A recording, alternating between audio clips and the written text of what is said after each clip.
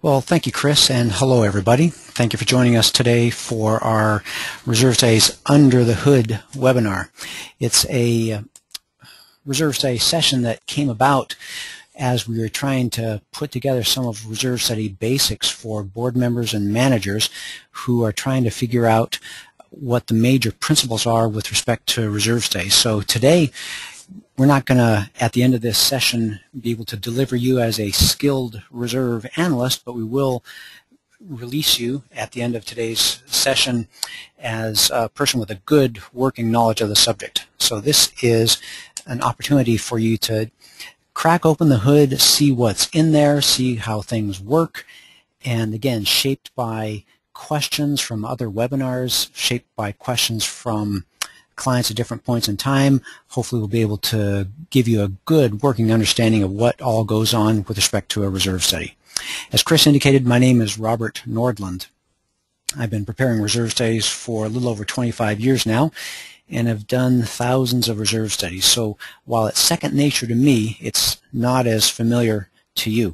So because this is a live webinar, but because I'm not able to see you, if you do have questions along the way, as Chris indicated, please just type them into the question box. It should be in your control panel. Type away, and if Chris feels that it's a timely question, she'll interrupt me. If it's a question that is more of a general nature question, she'll let it wait till the end. But do type in a question if anything ever comes up. And periodically through the session today, I may have a point that I'm trying to get some feedback from you on, and at that point in time, I'll ask you to raise your hand. So let's test that right now. Give me a hands raised to show me that you're following along, and you found the little hands raised icon on your screen. Everyone? Oh, wow. Chris, we've got a sharp crowd today. Excellent. Okay, you're with me. Let's start this thing we call a whirlwind tour through Reserve Studies. So Reserve Studies is fundamentally going to be a document that you receive, but what's in it? Well, there's going to be charts and graphs. They may have lines going up, lines going down, pie charts. Fundamentally, they're going to be based on tables of information that will have components, numbers, life remaining, costs, things of that nature. There will be other colored charts, deterioration, maintenance suggestions, more charts and graphs, even more color, and words mixed in with the text. Lots of pictures because fundamentally we're seeing a bunch of things when we're on site, when we do a with-site visit reserve study update, or when we're doing a full reserve study, a start from scratch. And so there's a lot of information that we're gathering and trying to present to you, the reader. And so it's no wonder that many times we get feedback saying, what the heck is going on and how do I understand this? Can you distill it? Can you give me an idea of what the key concepts are? So that's what today's session is going to be. We're going to start with a real simple come on in and follow me through as I go through the decision-making process. So first thing I'll show you is a good tennis court as compared to a bad tennis court. It can be as simple as that, just seeing what good looks like and bad looks like. But how do we keep the good tennis courts from turning into the bad tennis courts? Well, there's a few key concepts that I need to get across to you. One is that reserve studies is not about preparing for future expenses. You might say, how can that be? I thought that was the essence. Well, that really is not the essence of a reserve study. A reserve study is offsetting ongoing current deterioration, daily, boring, slow deterioration. It's not about waiting for a future expense because that deterioration is happening every day. Now, the bill only needs to get paid once every 5 years or 10 years or 20 years, depending on the component, but the deterioration is happening every day. The asset is getting used up, and that's why we put aside reserves on an ongoing basis, because indeed the reserve asset is deteriorating on an ongoing basis. And secondly, reserves is something that a board member has to take responsibility for, because fundamentally it's not the homeowner's responsibility to take care of the assets of the association. That's a board member responsibility. And so the board is in the hot seat of being responsible to take care of the common area assets of the association, the major common area assets that the association is responsible to maintain. Now, that's not an easy challenge, because by definition reserves involve irregular expenses scattered over the years, and the tool the board has to work with is stable income, regular budgeted homeowner assessments. And so how do you match the expense map through the years, where some years there's very little reserve expenses and some years the reserve expenses are large? If all you're doing is reacting, you're going to be continually spinning and lost. So the field of reserves requires a person to be a planner, to anticipate these things that are slowly deteriorating right around you as you go through your association, from where you park your car to your unit front door. The mailboxes, the hallways, the pool, the walkways, they're all slowly deteriorating right in front of your eyes, and you need a plan to be able to successfully get into the future and be prepared for those expenses that will one day come due. And again, I'm not calling them future expenses. They're just expenses from the ongoing deterioration. And there's no guessing. Anytime you're put into a position of guessing, you're bound to fail. So we want you to be prepared, making wise, informed decisions. And another major concept about reserve studies, there's two aspects to a reserve study, two reasons to perform a reserve study. One is to give the board guidance with respect to budget planning, how large the reserve contributions need to be to offset the ongoing deterioration. And the other is disclosures to keep there from being misinformation or surprise at your association. We don't want your homeowners to be surprised that there's no money for the tennis court, or there's no money for the roof. How can this be? I thought you were responsible for taking care of things. We don't want homeowners, we don't want prospective owners, we don't want board members, we want no one to be surprised. And so a reserve study has two aspects to it. One is to provide budget guidance, and the other is ongoing disclosures, so everyone knows very clearly what's happening at the association. So let me illustrate today's talk with a journey. Let's talk about a road trip going from Denver to New York City, going from point A to point B.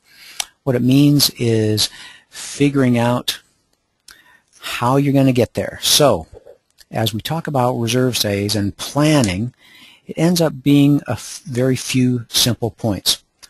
What am I trying to do? Where am I to start with? And how am I going to get there? That's what reserves are all about, and that's the nature of today's talk.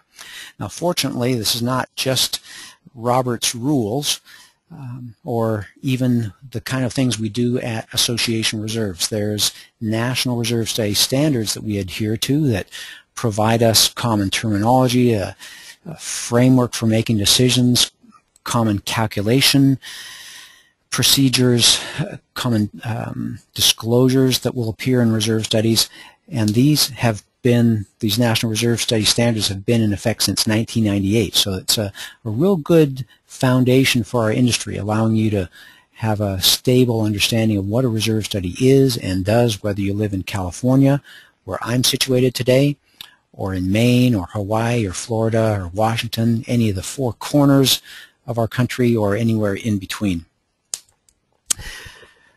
One of the things that National Reserve Study Standards tells us is that every reserve study is comprised of three parts. It's built on the foundation of the component list. Next comes a calculation of reserve fund strength and a calculation of a reserve funding plan. And let me emphasize that those two, the reserve fund strength and the funding plan, are calculations based on that component list. So as you see your reserve study, you have to understand that that's the framework that it will all appear in. The component list forms the foundation, and the reserve fund strength and the funding plan are calculated based on that component list. Well, what does it look like? Whether you've received a reserve study from our firm or any one of a number of reserve study firms, the component list is going to be presented in a table. It will be a table typically with a list of components along the left with quantities, useful life, remaining useful life, current replacement cost across the page. Now, I've simplified it for the purpose of today's seminar in text large enough that you can read. So this is going to be the sample that I actually work with today. The first question is, what goes into a reserve component list? How do you decide? How do you make the wise decision to reveal what's important and appropriate in that foundational element of your reserve study? Well, fortunately, there's a 4-part test that comes to us from National Reserve Study Standards. The first part of that 4-part test is that anything that's a candidate for inclusion in your reserve component list must be a common area maintenance responsibility. The second part of the test is it must be life limited. The third aspect of the test is that it needs to have a predictable remaining life. And the fourth and last criteria is that the asset or the project, the anticipated project, needs to be above a minimum threshold cost. And we have so many people who ask, what's a good minimum cost? What is that threshold? Well, we find across the country that a good threshold is somewhere in the 0.5% to 1% of the annual budget, or within the signature authority of the board member or manager. Anything that a board member or manager can simply write a check to solve shouldn't be in the reserve fund. You don't want to be digging into the reserve fund, making a specific withdrawal of funds for minor things or trivial things that you can just repair as part of the ongoing operational maintenance budget. And that's defined typically somewhere in the 0.5% of the annual budget, or within the signature authority of someone there at the association. So when we're preparing the reserve component list, or when you review the reserve component list, it was not based on comparison of the assets at your association to some master checklist. What we're doing and what should have been done at your association is looking around your association and applying the national standard 4-part test to all of the things that we see. That it be a common area maintenance responsibility, life limited, have a predictable remaining life, and above a minimum threshold cost. Everyone with me so far? Let's get a hands raised if you're following along. It's not a master checklist. It's a matter of applying the national standard 4-part test. Chris, again, I'm impressed with today's group. Sharp bunch of people. Okay, so what does that look like? Well, again, you're going to, in the reserve component list, get a description, the useful life, that's UL, shown on your screen, remaining useful life, and the current replacement cost. We typically talk about the listing itself defining the scope of your reserve expenses, the actual list of projects included or funded through reserves. So the scope is defined by the list, and the schedule is defined by the useful life, remaining useful life, and replacement cost. It's that schedule that will give us the pattern of projected expenses out into the future. That may be, in some reserve studies, a vertical list of projects from year to year to year, or that schedule may be a horizontal list. Doesn't matter. It's all appropriate according to National Reserve Study standards. It just needs very clearly to be shown. Different providers have slightly different formats that they use. So that covers the first part of your reserve study. Then we move on to the subject of reserve fund strength. What defines reserve fund strength? How do we calculate it? And how do you understand and apply it for your association? So the question is, do your reserves fit the needs of the association? And we answer that question by looking at the association's percent funded. And then, of course, you ask, what is percent funded? Well, it's a two-stage calculation that involves the first step, calculating the fully funded balance. Fully funded balance is the amount of deterioration of your reserve projects. So it's not the total of your reserve replacement costs. It's just the current amount of deterioration. It's the fractional age times the current cost. And that allows us to have a nice schedule. It's almost like a trail that you can follow. So if you have an expense that's once every 10 years, you don't have to wonder, how do I get there? What lies in the future for me? You can literally follow the trail of annual deterioration, and you can see the annual deterioration grow fractionally. So for this $10,000 expense that occurs every 10 years, you can see the deterioration gradually grows until you hit $10,000. Then you replace the component, and then it starts all over again. So that's the concept of the fully funded balance. Pretty simple and straightforward. Or I should say, for the reserve component list that we're working with as the sample today, you can see the calculations here. It might be easy to show you in the second line item. For the pool resurface, the life is halfway used up, and so with a $10,000 replacement cost, the fully funded balance is $5,000. So you do that same calculation for all the components, and you realize that the deterioration of the reserve components for this association for this year is a little over $154,000, and that's what we learn from the fully funded balance. Now, the second step of that calculation is to take the fully funded balance and you compare your actual reserves to it.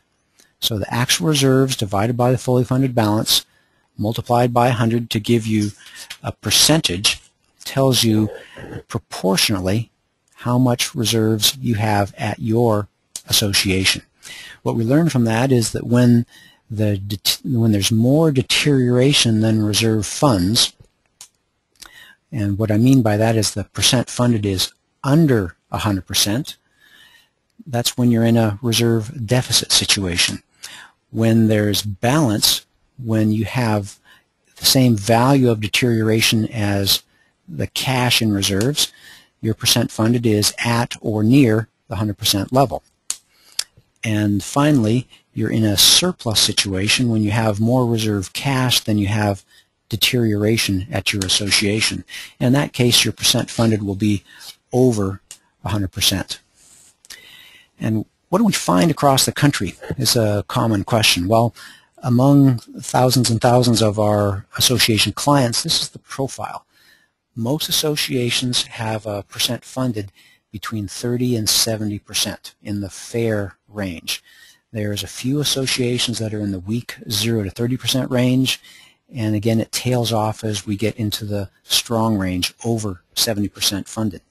Now it's important for you to see and understand that because it's a fit aspect. When your reserve cash is in a significant deficit situation, meaning your cash is small compared to the deterioration or the reserve needs at your association, we find that special assessments are common. No surprise.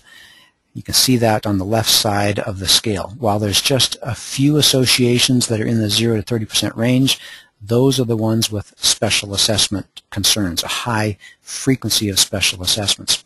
And on the other hand, to no surprise, special assessments are rare for associations above the 70% level.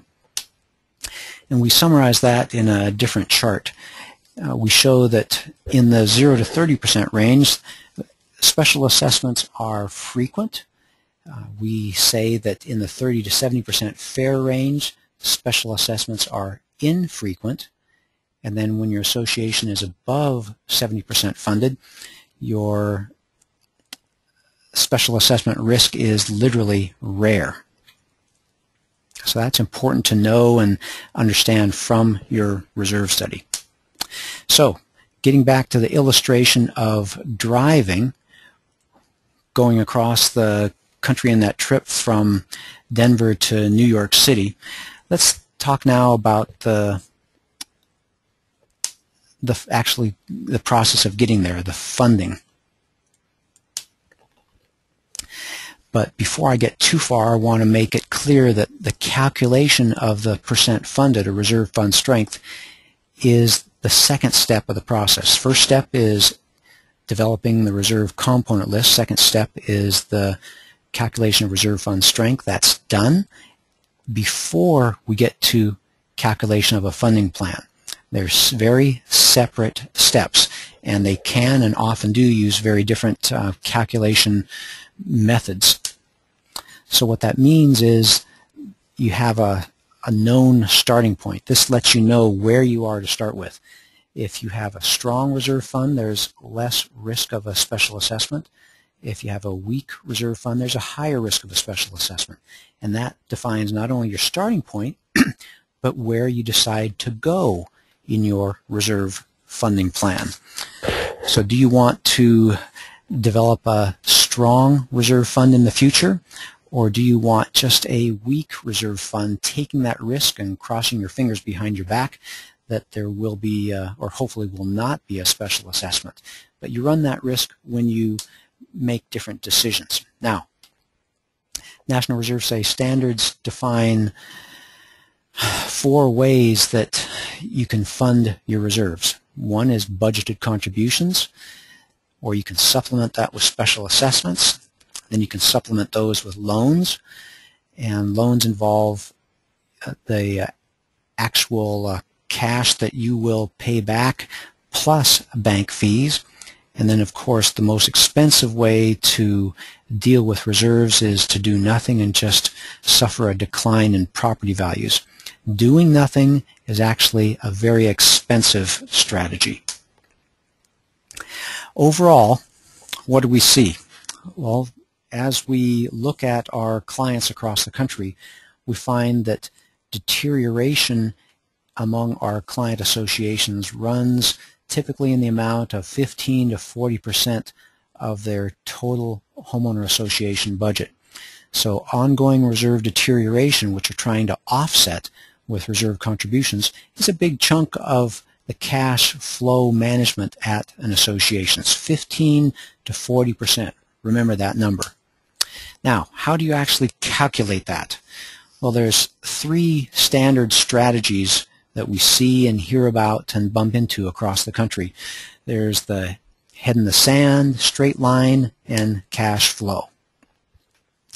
Head in the sand is not so much a strategy as it is just a definition of what we observe. It's an association that simply takes what they decide as their income, subtract their expenses, and what's left over is reserve contributions. Those associations are basically destined for special assessments and deferred maintenance because there's no sense of an actual plan or planning towards an objective. Now, the straight line is officially known as the component method of calculating reserve contributions. Theoretically, it's simple. It comes to us from calculator-based technology. You can do this with a calculator, but it is inflexible, and as we find in actual practice, it results in unfair contributions. It tends to load the contributions at the near end in the first few years, and that's unfair to it unfairly burdens current owners with contributions that could have been more evenly spread out over the years. Let me illustrate with this chart. When you're dealing with the straight line or component method, you have to commit to putting some of your reserve cash in different pockets of funds. Roof cash, paint cash, asphalt cash, etc., etc. Committing some of those funds to a particular project. Well, what happens if you need to spend a whole bunch of money on fencing, that you for some reason find that you made a bad estimate on fencing and now you need to fund for a new fence. Are you going to pass a special assessment, or are you just going to reallocate the funds to where they need to be? So you're pulling some money from other projects and putting them, in this case, in the asphalt and fencing categories so you can do what you want to do. Well, once you realize that you have the freedom to do that, then you kind of ask yourself, well, if I have freedom to move the money around, why don't I just spread it around? And if I am spreading it around, why don't I just take the barriers out and call it reserve cash? And that's actually what we call the cash flow method. It's the same amount of planning. So we have identified, it's the same component list, again, that we base all these calculations on. So it's the same amount of planning for the future. We find that the cash flow method ends up being more powerful as it allows us more flexibility. We're not bound by the barriers of individual pockets of reserve cash, and it ends up being something that we can more fairly and smoothly handle across the years and across the ownership base. But a number of people will say, isn't the cash flow method risky? And my quick and easy response to that is no. Cash flow method is not risky. It's just a computational tool. Any computational tool in the hands of someone who is unseasoned or not well versed in what they're doing can be a risky tool. So let me try to move on a little bit forward from this point and get us to focus a little bit more about the results. What are we actually trying to accomplish? Now remember, in our driving illustration, we're trying to get to New York City. With reserves, we're trying to have an appropriate amount of cash available to fund our reserve projects on time. So when we look at the objective, we focus less on methods. The classic objectives here in the reserve study industry are defined, of course, in National Reserve Study standards. They're full funding, which is 100% funded. It's where the reserve cash offsets the calculated deterioration at the association. There's baseline funding, the opposite, where your objective is just barely to have the association be cash positive. And there's threshold funding that's somewhere in between. It's a strategic choice that the board makes. Let me show you what that looks like. Let's take a cash flow model, of course, because it gives us the flexibility to do this. This is what a cash flow projection of reserve fund balance through the years might look like with baseline funding. You can see that we allow the cash flow to drop pretty low. We've given them a little bit of margin of safety. They don't drop very much below $50,000, but hundreds of thousands of dollars are getting spent and allowing the reserve fund to drop precariously close to zero every few years. By simply dialing up the contribution amount, by slightly increasing the rate of contributions, we can cause the reserve cash fund, the reserve fund, to grow over time. And this is what we call full funding, where we're actually matching deterioration at the association. Now, I haven't given you any good benchmarks with these last two charts. They're simply cash. So let me show you those same two charts plotted against percent funded. Those same two charts again, this time plotted on a reserve fund strength basis.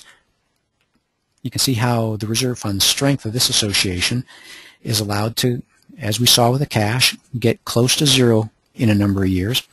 But now you get some meaning because you can count up the years that this association spends in the 0 to 30% weak range, 1, 2, 3, 4, 5, 6, 7, 8, 9 or so years. And if you remember your statistics, there's about a 1 in 3 chance of a special assessment every time you're in the 0 to 30% weak range. So this association has a pretty good chance of having a few special assessments, even though they have a cash positive funding plan. There's always surprises. And again, plotting that second cash chart against percent funded shows that it does climb and approach the 100% funded level, so that this association is matching their deterioration with reserve cash. And what's that look like in real life? Well, remember I indicated the typical reserve contribution rate is 15 to 40% of an association's total budget. That's the amount of deterioration at an association that needs to be matched with reserve contributions. Let's just take an average. Say that the average association is at the 25% point. Well, in real life, what this means is that if the association has $300 per month assessments, if they take a low-risk approach and fully fund their reserves, and that amount happens to be, for that association, 25% of budget, that means $75 per month of that $300 is going to be going towards reserve contributions. And if they slightly lower their reserve contributions just a little bit, down to $66 a month, that's all it takes for them to bring their reserve funding strategy all the way from fully funding down to just barely baseline funding their reserves. The difference is only about 3% in total homeowner assessments. So there really isn't that big of a difference between high-risk and low-risk strategies for funding reserves. Both take a significant amount of money. The baseline funding takes a significant amount of money just to be able to have enough cash to accomplish your reserve projects on time. It takes just a little bit more to have a conservative funding plan. There's not a lot of difference. And what happens if you don't? Well, you run into special assessment or loan situations. The problems with special assessments are that you're never really sure that the homeowners are going to pass them. We're approaching an election season and there's a lot of unknowns, and so we know how that works. Now, the problem with loans is that they're expensive. Let's say you have a $250,000 roof project. If you gradually set aside contributions over the years with compound interest, you'll actually be able to get to $250,000 by only collecting a little over $231,000 of cash from your homeowners. On the other hand, if you take out a loan, you get the $250,000 from the bank, and you'll be paying interest back to the bank.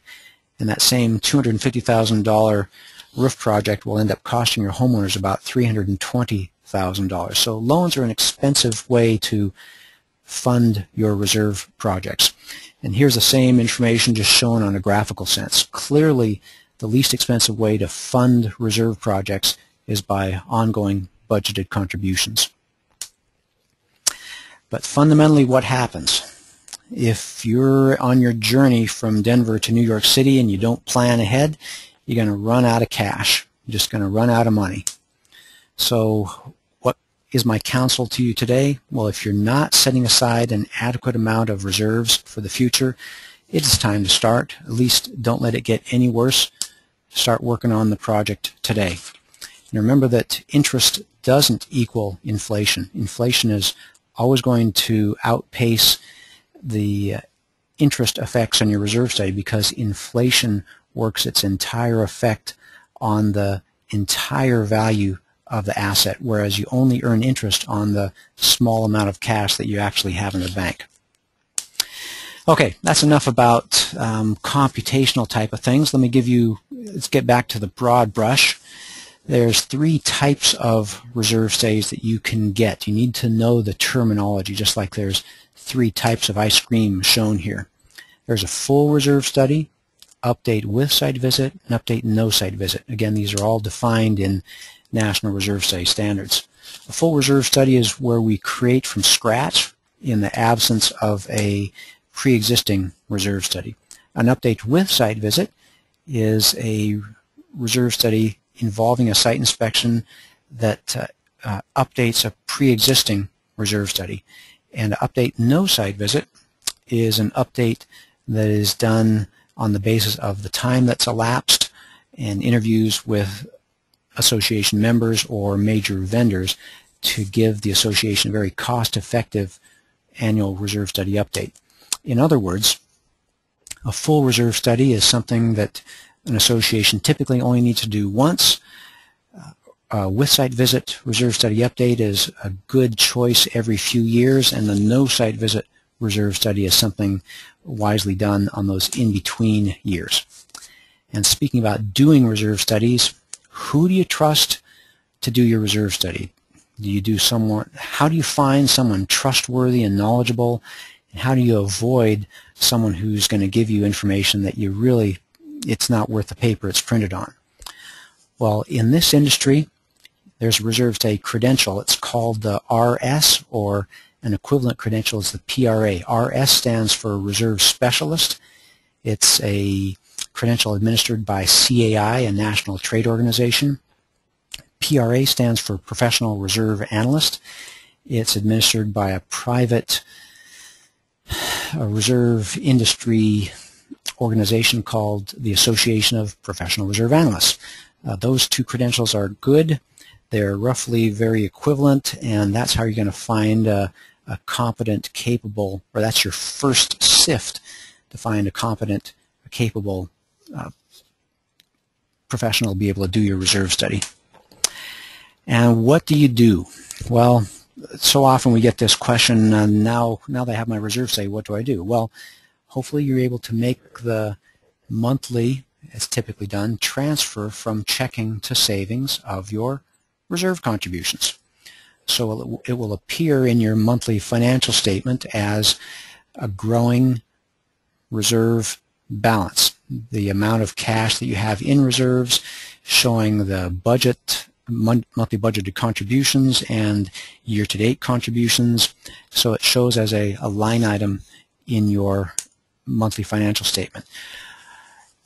There is no good reason that we can find, or that anyone has ever convinced us of, to separately itemize the reserve cash among different reserve components. We'd recommend that there's not a lot of value in that. As I indicated earlier, this is continually reshuffled from one category to another, and since it's continually reshuffled, we recommend that you see the reserve fund as one entity, not a number of different pockets of cash. The planning is done in the reserve study. It's not done in your monthly financial statement. And then when it comes time to execute a reserve project, you simply transfer funds back from your reserve savings into the checking account. And then we get to the final aspect of what we're trying to accomplish here. You're confused.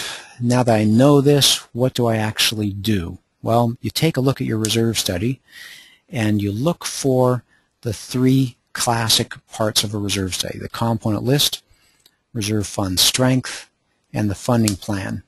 In different reserve studies prepared by different companies, you'll see different formats, but you're going to catch this information in different places. This reserve study shows it's a with site visit for the period beginning July 1, 2012. You'll see my RS seal. This reserve study clearly shows the reserve component list as a table within the document. A very nice presentation. This reserve study shows, again, dates, the amount of cash they have in reserves. The point is that you're going to have to look through different reserve study documents to see this information. There will be different places in different formats from different companies, maybe in a tabular format, maybe in a graphical format. I like this presentation that shows it, the reserve fund strength in color, but different ways and different places you'll see the information that you need. And look for date. Look for when the reserve study, the period the reserve study is for. Hopefully it's for a current year, because reserve studies for prior years are just that. It's dated information. Look to see who prepared the reserve study. Hopefully it's a credentialed professional that has prepared your reserve component list. Maybe you can do a minor update from year to year, but it's nice to have a credentialed professional basically on your team assuring you of what's been done.